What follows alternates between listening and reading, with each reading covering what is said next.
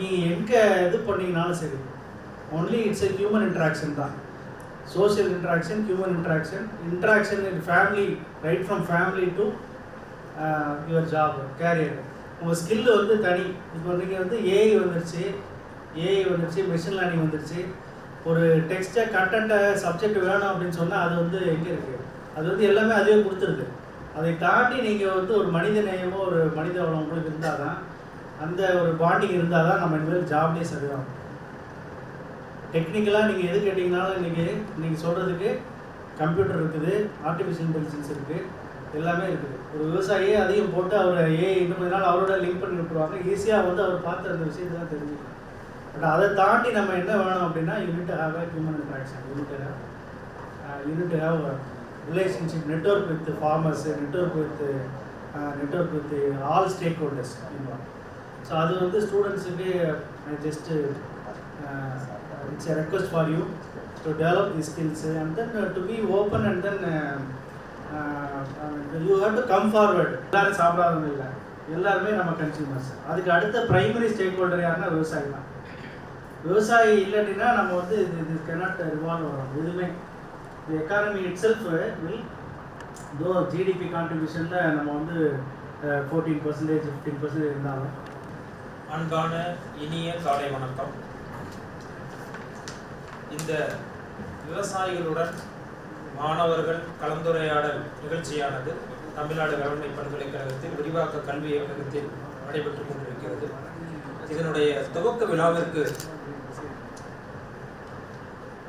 வருகை புரிந்துள்ள எங்களுடைய கல்லூரியின் முதன்மையர் முனைவர் என் வெங்கடேச பழனிசாமி, தமிழ்நாடு வேளாண்மை பல்கலைக்கழகம், வேளாண்மை கல்லூரி மற்றும் ஆராய்ச்சி நிலையம், தமிழ்நாடு வேளாண்மை பல்கலைக்கழகம் அவர்களை விரிவாக்க கல்வி இயக்கத்தின் சார்பாகவும் உங்கள் சார்பாகவும் என் சார்பாகவும் இருகரம் கோர்ந்து வருக வருக என்று வரவேற்கிறேன். இந்த நிகழ்ச்சியை ஒருங்கிணைந்து வரவேற்குமாறு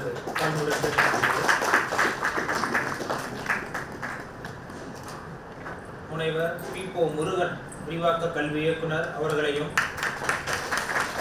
உங்கள் சார்பாகவும் என் சார்பாகவும் வருக வருக என்று வரவேற்கிறேன்.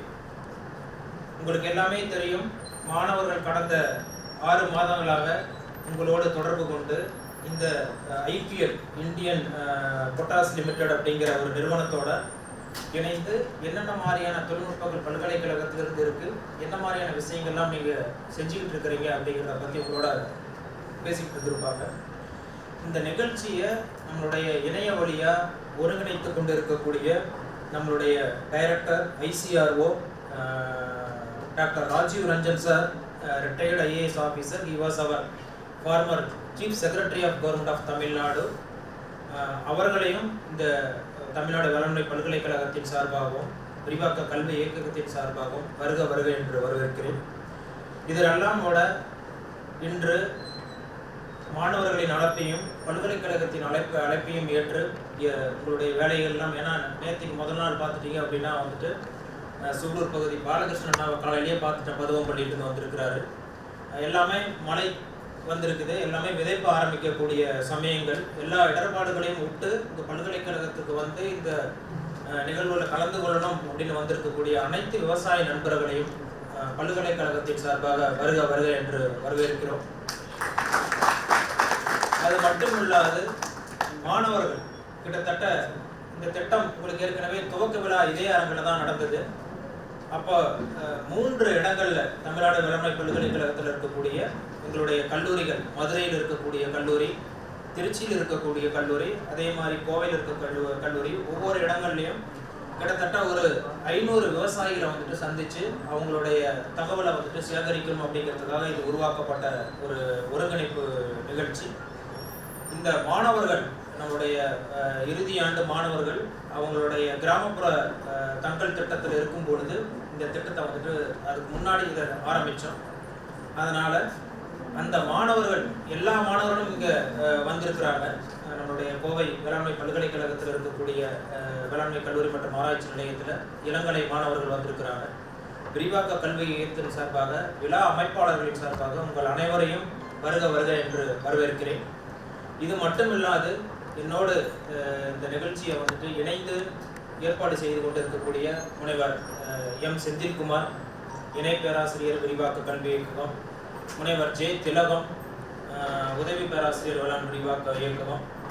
அது மட்டும் இல்லாமல் எங்களுடைய அலுவலக நண்பர்கள் ஐயாசாமி, ரகுநாத், புதுசாக நேற்று பணியில் சேர்ந்த அரவிந்த், அதே மாதிரி எங்களுடைய தேவதர்ஷினி, திவ்யப்பிரியா, இது மாதிரி எங்களுடைய அலுவலக நண்பர்கள். அதே போல் எங்களுடைய பேராசிரியர் பெருமக்கள் முனைவர் அக்சிலியா, தோட்டக்கலைத்துறை பேராசிரியர், அதே மாதிரி முனைவர் ஜானகி ராணி, விரிவாக்க கல்வி பேராசிரியர்கள் எல்லாமே வந்திருக்கிறாங்க. அனைவரையும் வருக வருக என்று வரவேற்கிறேன். இதில் முக்கியமான விஷயம், முனைவர் ஜூலியன் மல்லாட், ஒரு நிமிடம் எழுந்திருக்குவோம். அவரை பற்றி ஒரு சின்ன உரை உங்களுக்கு கொடுக்க போகிறேன். இருங்க ஒரு நிமிடம். அவரோட பெயர் வந்துட்டு ஜூலியன் மல்லாட் அப்படின்னு சொல்லிட்டு.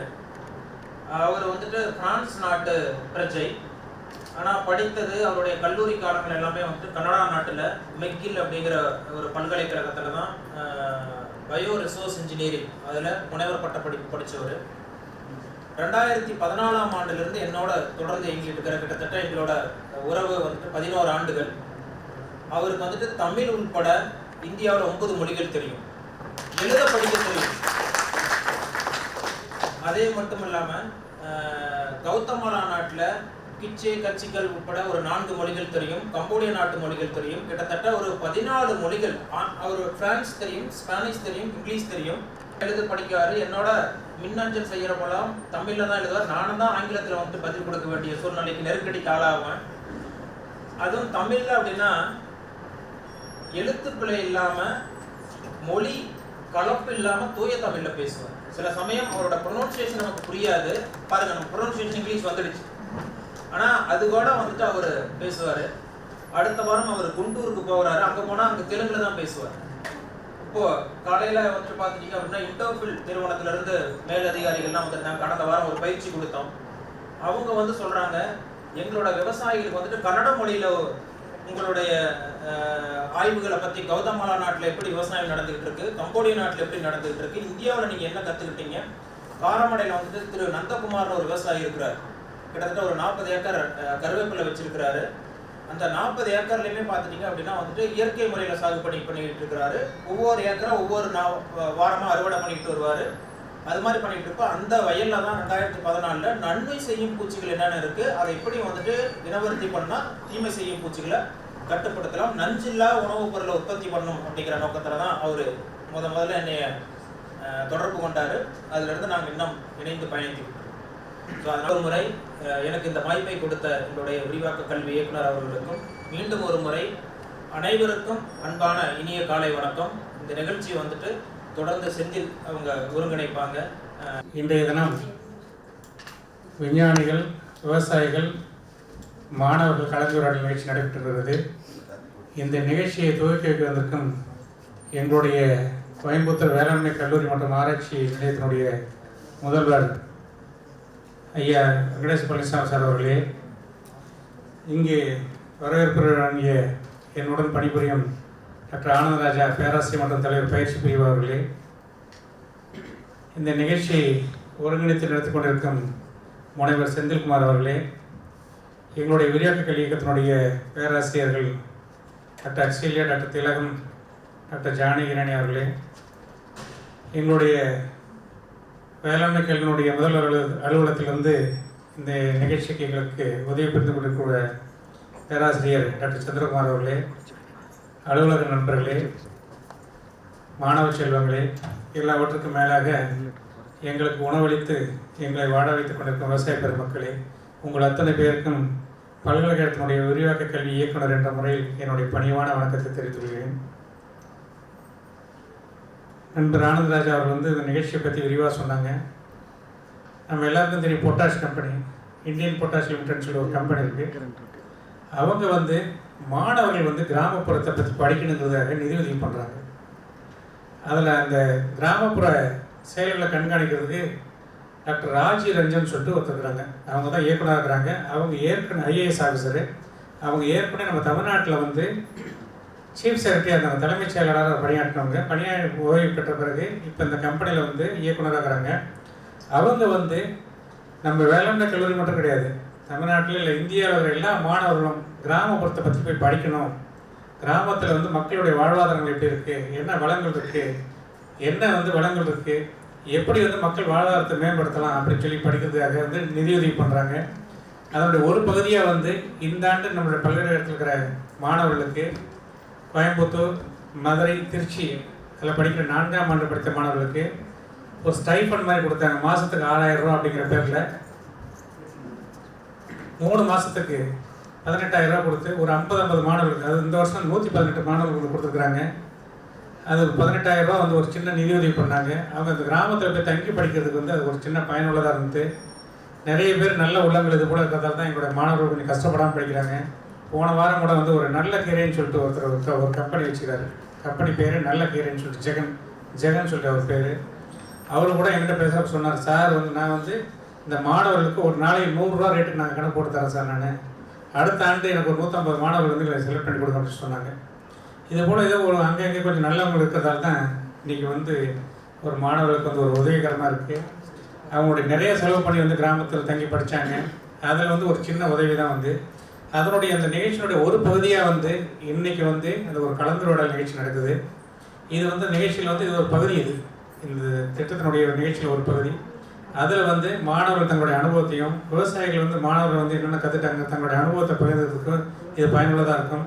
எதிர்வரும் காலங்களில் வந்து நிகழ்ச்சி எப்படி சிறப்பாக நடத்தலாம் அப்படிங்கிறதுக்காக இந்த கலந்துரையாடல் நிகழ்ச்சி நடைபெற்றிருக்கிறது.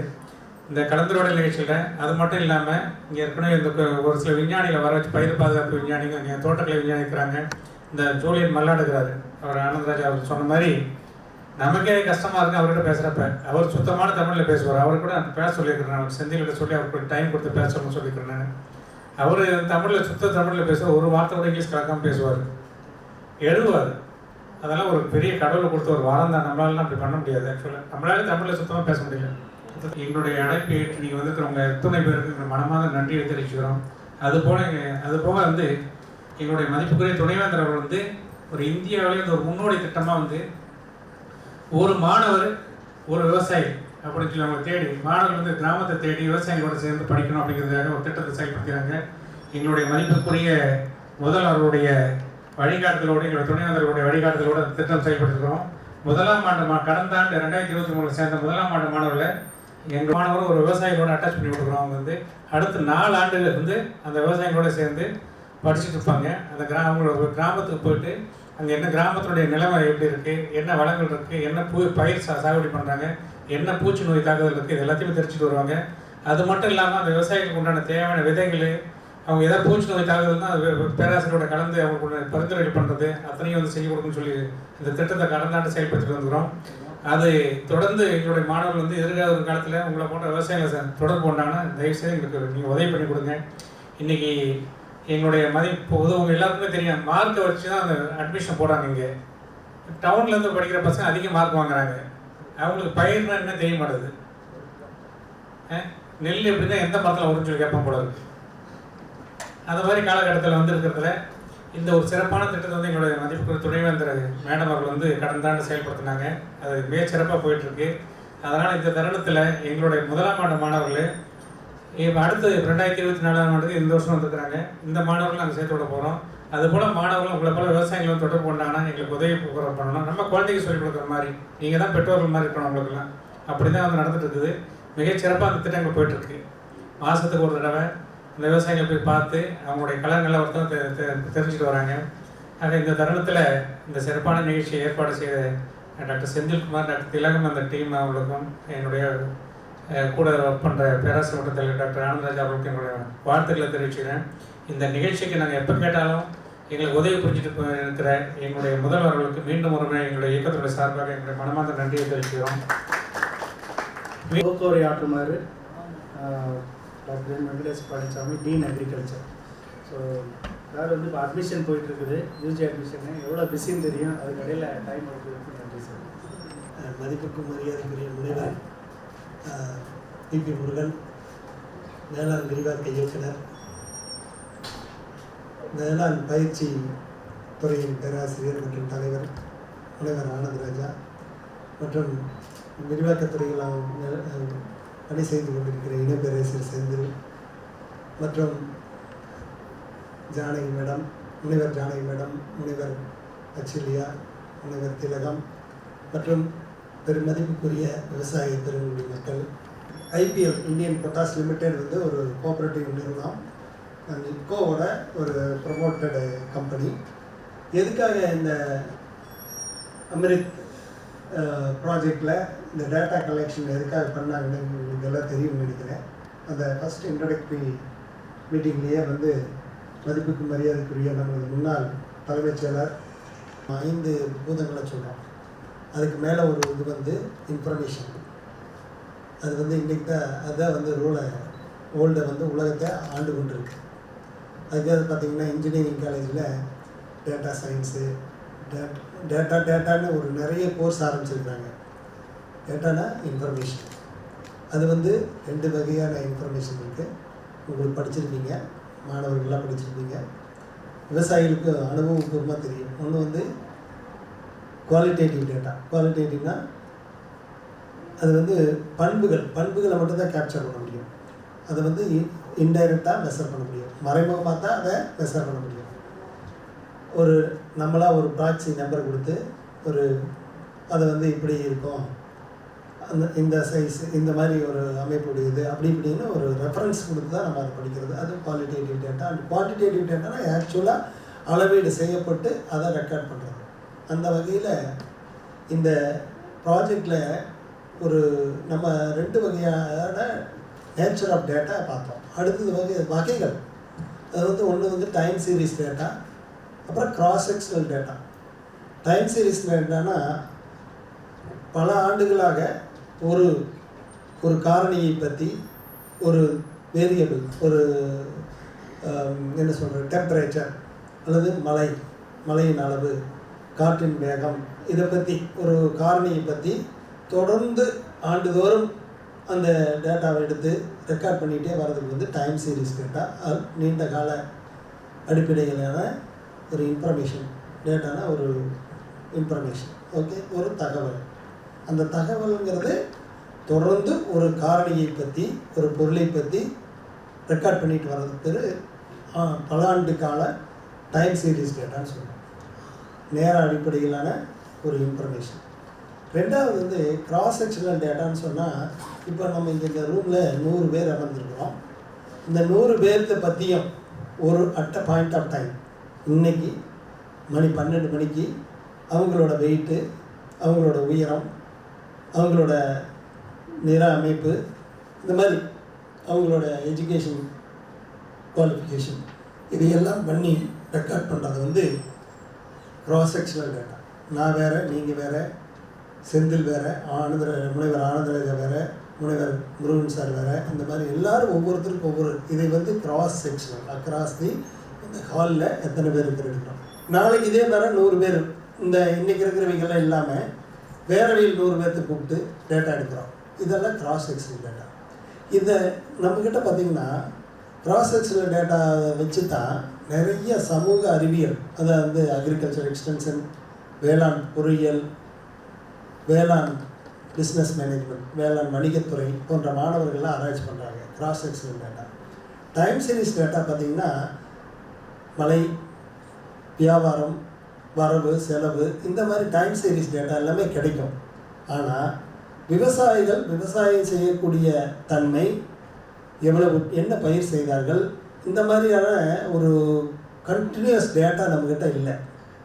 அப்படி ஒரு ஸ்கீம் இருக்குது இந்தியா பூரா, என்எஸ்எஸ் டேட்டான்னு சொல்லுவாங்க, நேஷனல் சாம்பிள் சர்வே ஆர்கனைசேஷன் சொல்லி. அவங்க வந்து ஹவுஸ் ஹோல்டு சர்வே பண்ணி அது ஒரு டேட்டா பண்ணுறாங்க. இண்டஸ்ட்ரியல் அவுட்புட்டு, அதை பற்றியான டேட்டா எடுத்து வச்சுருக்கிறாங்க. அதுக்குன்னு டேட்டா கலெக்ஷனுக்குனே மத்திய அரசில் புள்ளியியல் துறைன்னு சொல்லி ஸ்டாட்டிஸ்டிக்கல் டிபார்ட்மெண்ட் இருக்குது, அதை எடுத்துகிட்டு இருக்கிறாங்க. வேளாண் பல்கலைக்கழகத்துலேயும் ஒரு ஸ்கீம் ஒன்று இருக்குது. அதை வந்து சென்ட்ரல் கவர்மெண்ட்டு கிட்டத்தட்ட ஒரு 32 பல்கலைக்கழகங்களை இம்ப்ளிமெண்ட் பண்ணிட்டு வேளாண் வரவு செலவு கணக்கு திட்டம்னு சொல்லி cost of cultivation of principal crops ஒரு ஸ்கீமில் வந்து மத்திய அரசின் வேளாண் department of economics and statistics அதாவது வேளாண் பொறியியல் துறை மற்றும் புள்ளியியல் துறையின் சார்பாக அந்த ஒரு ஸ்கீம் நடந்துட்டு வருது. அதில் பார்த்திங்கன்னா 3 வருஷத்துக்கு கான்ஸ்டண்ட்டாக ஒரே ஃபார்மரை கான்டாக்ட் பண்ணி எடுப்பாங்க. அது பார்த்திங்கன்னா அடுத்த 3 வருஷத்தில் அந்த விவசாயம் மாற்றி மறுபடியும் வேறு இது போயிடுவாங்க. இதில் என்னென்னா இந்த மாதிரி டேட்டா அதுக்கு பேர் ஒரு கிராஸ் செக்ஷனல் டேட்டாவையும் டைம் சீரீஸ் டேட்டாவையும் கலந்து எடுக்கக்கூடிய டேட்டா பேர் பேனல் டேட்டான்னு சொல்லுவோம். இந்த பேனல் டேட்டாவை தான் நிறைய பாலிசி மேக்கிங்க்கு ரொம்ப யூஸ்ஃபுல்லாக இருக்கும். அந்த வகையில் இப்போ பார்த்தீங்கன்னா இந்த இந்தியன் பொட்டாஷ் லிமிடெட் வந்து விவசாயிகளுக்கு என்னென்ன அரசு வழியில் வகுக்கப்பட்ட திட்டங்கள் என்னென்ன செயல்பட்டு கொண்டிருக்கிறது ஒரு நாட்டில், அதில் பார்த்தீங்கன்னா பூச்சிக்கொல்லி, விதை, என்னென்ன இடுபொருள்கள் இருந்து அவுட்புட் மார்க்கெட்டிங், அதாவது விளைந்த பொருட்களை வியாபாரம் செய்வதற்கான என்னென்ன நிறுவனங்கள் இருக்குது, அதை பற்றியான எந்த அளவுக்கு விவசாயிகளுக்கு தெளிவு இருக்குது, தெரிஞ்சிருக்கிறாங்க.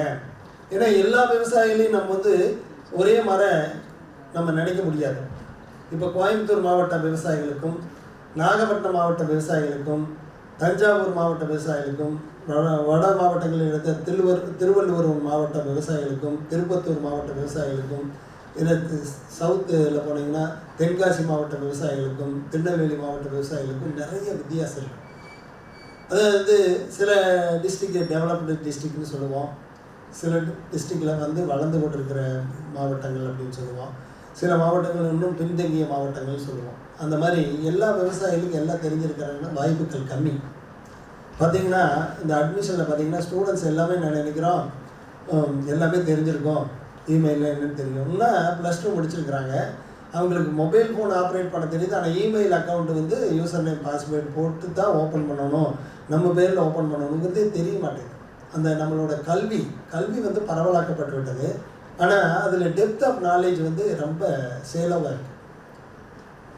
பரவல், அதாவது 2 வகையான அந்த லிட்ரஸி ஸ்ப்ரெட் இருக்குது சொல்லுவாங்க கவர்மெண்ட். ஒன்று வந்து கல்வி வந்து பரவலாக்கல் பண்ண வேண்டும், அந்த பரவலாக்கப்பட்ட கல்வி வந்து டெப்த்தாக இருக்கணும் அப்படிங்கிறத கவர்மெண்ட்டோட ப்ரோக்ராம்.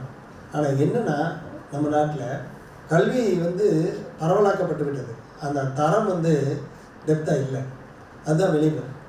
அதே மாதிரி வேளாண் துறை ஏன் இன்று வந்து இந்தியாவில் தமிழ்நாட்டில் எல்லா மாநிலங்களிலும் பின்தங்கி இருக்கிறது, நம்ம ஏன் மேலை நாடுகளுடன் நாம் போட்டியிட முடியவில்லை வேளாண்மை துறையில், வேளாண் விவசாயிகள் வேளாண் சார்ந்த தொழில் செய்பவர்களோட வாழ்வாதாரம் இன்னும் முன்னேறவில்லை என்றால் நம்மக்கிட்ட இருக்கிற இன்ஃபர்மேஷன் வந்து ஆத்தன்டிகேட்டடாக இல்லை.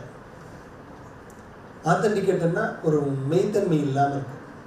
அந்த மெய்த்தன்மைக்கு எல்லாமே வந்து காரணம் என்னென்னா நம்ம அந்த டேட்டா கலெக்ஷனில் எரர் இருக்குது, வேலிடேஷன். நான் சிசிபிசியில் கிட்டத்தட்ட 1995 ஜாயின் பண்ணேன். அப்புறம் 2004-06 மட்டும் அதில் தான் அந்த ஸ்கீமில் தான் இருந்தேன். அந்த ஸ்கீமில் இருக்கும்போது எனக்கு பல அனுபவங்கள்.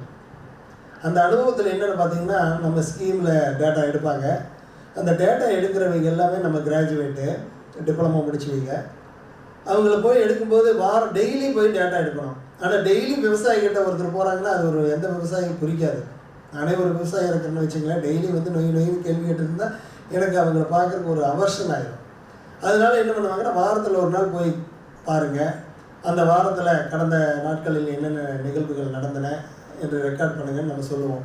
இவங்க ரெக்கார்ட் பண்ணுவாங்க, ஆனால் அந்த என்ட்ரி பண்ணையில் தப்பாக பண்ணிடுவாங்க, ஆர்டி ஃபார்ம்னு சொல்லுவாங்க, என்ட்ரி பண்ணிடுவாங்க. அப்புறம் நிறைய பேர் வந்து போக மாட்டாங்க, அந்த வில்லேஜ்லேயே தங்கி இருக்கணும். நான் அப்போவே ஒன்று சொல்லுவேன், உங்களுக்கு வந்து டைம் வந்து மாறும், இந்த டைம் இப்போது நீங்கள் ஏதாவது தவறும் பட்சத்தில், அதாவது வந்து நீங்கள் உங்களோட வேலையில் வந்து நீங்கள் ஏதாச்சும் வந்து ஒரு மனது இன்வால்வ் ஆகி செய்யாமல் அப்படின்னா இந்த வந்து நீங்கள் ரிட்டையர் ஆகி போயிடுவீங்க. பட் இந்த ஸ்கீம் வந்து இருக்கும்போது தான் இன்னும் உங்களோட உறவினரோ உங்களை சார்ந்தவர்களோ இல்லை உங்களோட ஜெனரேஷனாக என் பையன் பிள்ளை மட்டும் நான் சொல்ல முடியாது, ஜெனரேஷனாக நம்மளோட மக்கள் அந்த ஸ்கீம் அனுபவிக்கணும்னா நீங்கள் நல்லா உழைச்சாதான் இந்த ஸ்கீம் இருக்கும், இல்லைன்னா அந்த ஸ்கீம் ஒரு நாள் நின்று போயிடும் அப்படின்னு நான் சொல்லுவேன்.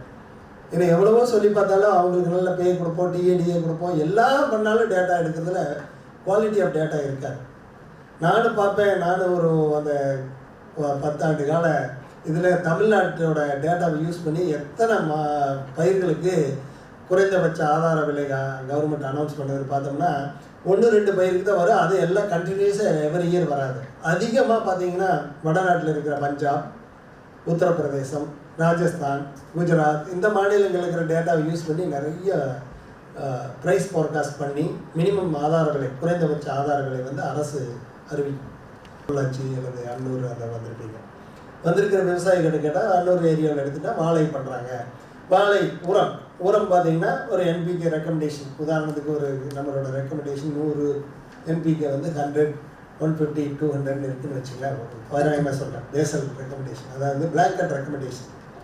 இது வந்து எல்லா விவசாயிகளும் இதில் கொஞ்சம் ஒரு 10% வேரியேஷன் இருக்கலாம், கொஞ்சம் முன்ன பின்ன இருக்கும், குறைவாக இருக்கலாம். அவங்க போட்டிருக்கிற மெனியூர்னால் தலைச்சத்தோ இல்லை குப்பை மண்ணோ இல்லை வேறு ஆர்கானிக் ஃபெர்டிலைசர் போட்டது போக அதுக்கு தகுந்த மாதிரி அவங்களோட அனுபவத்தில் தேவை அறிந்து உரங்களை போட்டிருக்கலாம். இதே தென்னை விவசாயிகள் எடுத்துட்டிங்கன்னா தென்னை விவசாயத்துலேயும் அவங்க வந்து அவங்களோட தண்ணி, நீரின் அளவு, மழையின் அளவு, மழை பெய்யக்கூடிய எதிர்கால மழையின் ஒரு முன்னெச்சரிக்கை, இதையெல்லாம் கருத்தில் கொண்டு அவங்க ஆர்கானிக் உரம் கொடுக்கலாமா, இன்ஆர்கானிக் கொடுக்கலாமா, இல்லை நுண்ணூட்ட சத்து கட்டலாமா வேண்டாங்கன்னு ஒரு முடிவு பண்ணுவாங்க எல்லாமே விவசாயிகள் அவங்களோட ஓன் இது. அப்புறம் நம்மக்கிட்ட பணம், அவைலபிலிட்டி ஆஃப் மணி எல்லாத்தையும் கருத்தில் எடுத்து நம்ம ரெக்கமெண்ட் பண்ணுற டோஸை பண்ணுவாங்களா இல்லையா. இந்த சிசிபிசியில் டேட்டா கலெக்ஷனில் பார்த்தீங்கன்னா அந்த வேரியேஷன் வந்து ஒரு லிமிட்டடாக தான் இருக்கணும். இவங்க ஒய்டராக இருக்கும். இவங்களே என்ன பண்ணிடுவாங்க, டேட்டா இன்றைக்கி என்ன பண்ணினாங்க, அன்னைக்கு கொடுத்த நான் சொன்னேன் இதை நீங்கள் ரொம்ப தப்பு பண்ணிகிட்டு இருக்கிறீங்க அப்படின்னு. இன்றைக்கி என்ன ஆகி போச்சுன்னா ஆப் வச்சு அக்யூரேசி ஆஃப் டேட்டா வேணுங்கிறதுக்காக காலையில் 9:30 மணிக்கு போய் அந்த வில்லேஜில் என்ட்ரு ஆனால் தான் அவங்க அட்டண்டன்ஸே போட முடியும். ஈவன் அதை இன்னொரு பக்கம் செகண்டரி அப்சர்வேஷன். எதுக்காக இதை சொல்கிறேன்னா, நம்ம இந்தியா வளராத இருக்கிற அந்த குறிப்பாக வேளாண்மை பாதிக்கப்படுறதுக்கு காரணம் நம்மக்கிட்ட கரெக்ட் அக்யூரேசி டேட்டா கிடையாது. அதுக்காக தான் கவர்மெண்ட்டை வந்து எல்லாமே கவர்மெண்ட் பண்ணோம் அப்படின்னு எதிர்பார்க்க முடியாது. நம்மளும் கவர்மெண்ட், பார்ட் ஆஃப் கவர்மெண்ட் நம்மளும். ஏன்னா அதுக்கு உறுதுணையாக இருந்த வேளாண் இயக்குனர், விரிவாக்க மையத்தின் இயக்குனர் முனைவர் பி முருகன் மற்றும் அவரோட team managers, professor and head professors, associate professors, assistant professor மற்றும் மாணாக்கர்கள் அனைவருக்கும் நன்றி. அதற்கு மேலாக விவசாய குடிமக்களாகிய நீங்கள் கொடுத்த இன்ஃபர்மேஷன் எங்களுக்கு ரொம்ப உதவிகரமாக இருந்தது. உங்களுக்கும் ஒரு பெரிய நன்றி என்று கூறி விடைபெறுகிறேன். நன்றி, வணக்கம். நன்றி சார். ஆக்சுவலாக காலையில் இதை பற்றி தான் பேசிகிட்டு இருந்தோம். இது வந்து ஒரு மாணவர்கள் எந்த அளவுக்கு நம்ம வந்து ரொம்ப கரெக்டாக ப்ரிசைஸாக அந்த டேட்டா எடுக்கணுமோ அதே அளவில் விவசாயிகளும் அந்த தகவலை கொடுக்கணுங்கிறத வந்து சொன்னாங்க. ரொம்ப நன்றி சார். இந்த நிகழ்ச்சிக்கு நடுவில் வந்து விவசாயிகளுக்கு வந்து இங்கே நம்ம பல்கலைக்கழகத்திலேருந்து இருக்கக்கூடிய, ஏன்னா அந்த வீட்டு தோட்டப்பயிர் விதைகள் ஒரு 3 இது சாம்பிள் 2 விவசாயிகளுக்கு கொடுக்குறோம். அப்புறம் எல்லா விவசாயிகளுக்கும் அதை அரேஞ்ச் பண்ணியிருக்கு. போகும்போது அந்த சீட்ஸ் பேக்கெட்ஸை கலெக்ட் பண்ணிட்டு போயிருங்க. ஏதாவது ஒரு 1-2 விவசாயிகள் வாங்க நம்ம டீம் கேமரா சார்.